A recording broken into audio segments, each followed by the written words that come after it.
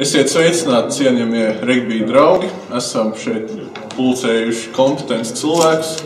Uldis Bauters, Kristaps Staņa, sadarbībā ar portālu Crazy Monkey Sport un Regbija attīstības asociāciju. Parunāsim šodien par gada notikumu regbijā, 6 nāciju kausu, kas ir tikko kā noslēdzies.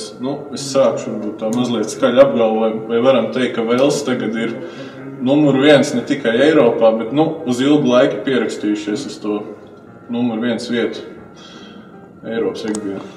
Jā, viņi varētu pierakstīties, jo viņam ļoti jauns sastāvs un tiešām komanda izskatās lieliski pašlaik. Kā viņiem veiksies nākamgad to galīgi prognozēt, jo patiesībā Angļi uz pēdējām spēlēm parādīja, ka viņi ir šausmīgi nepatīkams pretinieks un ka ar viņiem ir grūti spēlēt. Un tas, ko viņi izdarīja ar Īriju, tas vispār nav aprakstāms. Ja? Un tas rezultāts var izrādīties pavisam dīvains nākamajā sezonā. Es vienalga lieku uz Velsu. Tas, ka man patīk arī Vels, tas nenozīmē, ka viņi ir labākā komanda.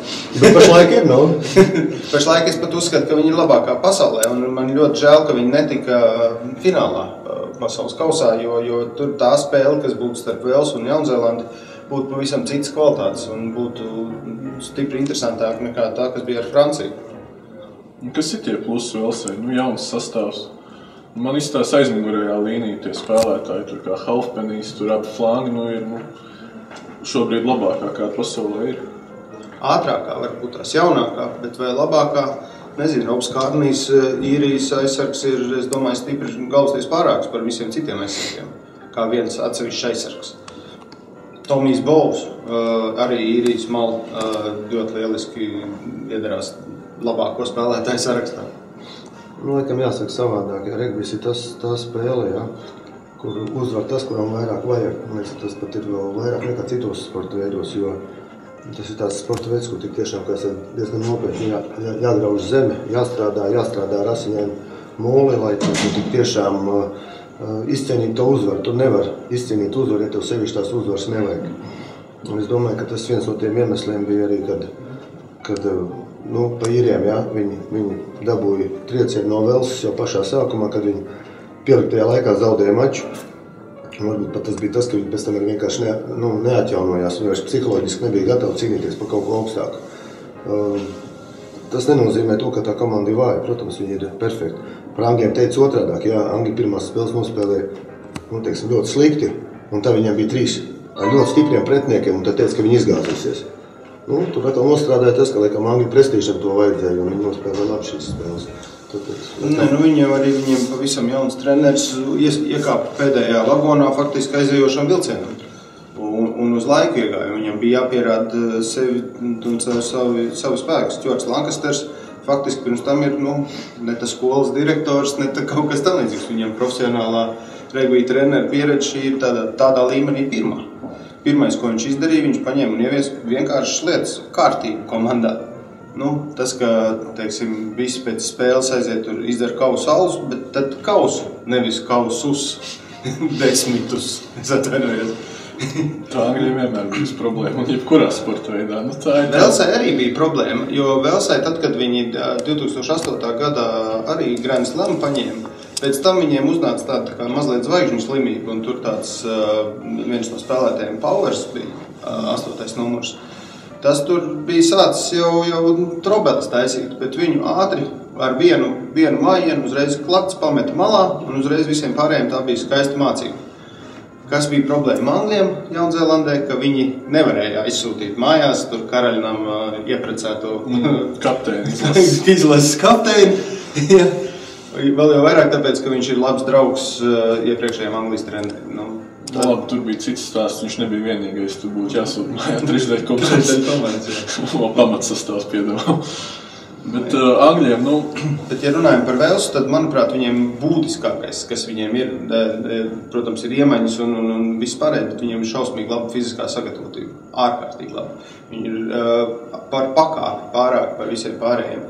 Un īriem tā, man liekas, kā reiz bija problēma, jo to pierādīja arī cīņas pēdējā 6 nāciju spēlē pret Angliju, kad viņi viena no labākajiem spēlētājiem pasaulē. Viņus samaļ miltos. Viņi vispār nespēja noturēt nevienu cīņu. Nevienu. Tā kā grūti teikt, jā. Es teiktu, sakot, Velsai labi.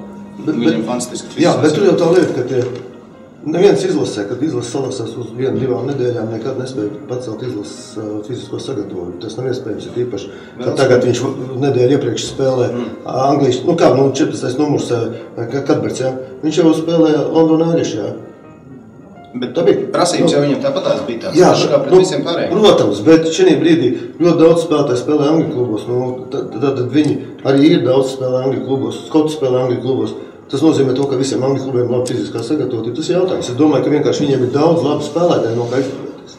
Ne, pirms pasaules kausa tu nepaņem, kam slikta fiziskā sagatavotība, tu paņem tom, kam labi fiziskā sagatavotība. Pirms pasaules kausa Velsa brauc uz Poliju trenēties, un kāpēc uz Poliju trenēties? Tāpēc, ka viņiem ir milzīgas saldētavas, tā saucamās kreo kameras. Cilvēks nevar notrenēties vairāk kā 2 treniņus dienā, smagu fizisku slodzi, jo muskulis nespēja atjaunoties, tāpēc, ka viņš pārkarst, un tur veseli medicīnas speciālisti noteikti var pastāstīt. Viņi varēja uztaisīt 3 treniņus dienā tikai dēļ tā, ka viņi spēja atdzesēties pa vidu tajās kriokamerās. Jā, viņi bija 7 turnīros jau arī. Džeks ar spēlēm sēž ledus vannās, jā, un dzesē kājas, jā. Tas ir pilnīgi, jā. Tur viņi visu ķermeni, viņš ieiet iekšā telpā, tur 5x5 metri, visu komandas aiziet iekšā uz 5 minūtēm, minus 200 kaut kādos tur grādos, un hops ārā. Viss tev ir atdzesēts tik tālu, ka tu spēj pēc tam atkal nākamajā treniņā strādāt. Tas, protams, piekritīšu, jā, kad vispār jau sports balstās nevis uz to, cik tu daudz trenēji, bet cik tu ātri atjaunojies. Tas jau tas arī Velsai viņi spēja saglabāt tādu pašu spiedienu, ar kādu viņi turnīru sāk, ar tādu pašu spiedienu viņi faktiski arī pabeidz. Visiem pārējiem nokrita tā līkne lejā, un viņi nepaspēja sagatavoties nākamajai spēlē, uzaugt priekš viņus. Frančiem vispār tā bija problēma. Franči spēlēja 4 spēles pēc kārtas. Francijas vecums salīdzina no Velsas spēlētāju vecumu. Tur milzīgs kontrasts ir. Tīpaši pēdējā spēlē, kad tur rādīja pa līnijām, cik kuram tur tie gadi, un Velsai 7 spēlētāji, 24 un jaunāki, Francijai gandrīz visi bija pār pa 30.